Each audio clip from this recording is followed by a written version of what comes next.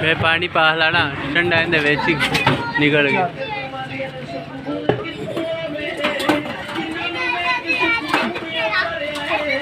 नींबू निचोड़ के ना विच ही ढक्कन इन्हें खोके सट्टी है। उन्होंने 1 मिनट डाका है लून में बड़ा सटी चाचा बेचे मिठो सही है लून बेहतर ही होना चाहिए। लिया यार ये विच सट्टी आएगा छिलके।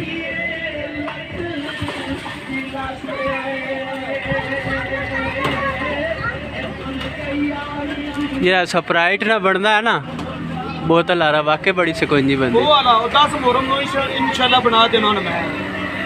खर्चा जितना होगा कोई टेंशन नहीं होता खर्चा कोई नहीं पानी होना है। 6 बोतलां लियोनियां ने हाँ तो बहुत है अपनी होनियां बहुत है। और एडे टप दे विच 2 बोतलां भी पा ना चोरी कोनू भी विच सारे पे होने तैनू पता एडे टप दे विच 2 स्प्राइट दी बोतलां पैणियां देख भाई नवी कार मेरे ते ओंदे विच 3 पाई 2 देगां तेरियां बन जाणियां 6 बोतलां।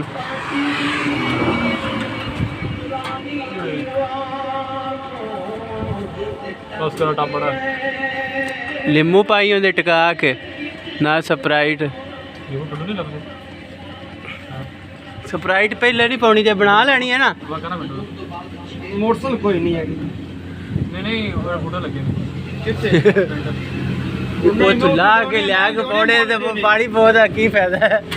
इधर मैं देने मोल देने प्यादा बूटे ला फिर पानी पौधा की फायदा। नींबू लैन के उन्होंने मैं मेनू मोल दियो 8 किलो पुछण आ रहे हो अगर लमना दे डेक खूह ते बैठे रहे जिंदे यार बड़े गंदे लोग ने नहीं देंगे अब इन्ने ले गया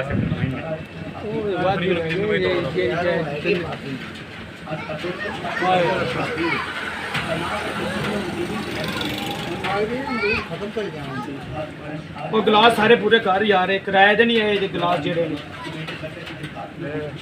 मेरे बहुत स्वाब जेड़े नाल बरतान वाले इन्हां नूं है।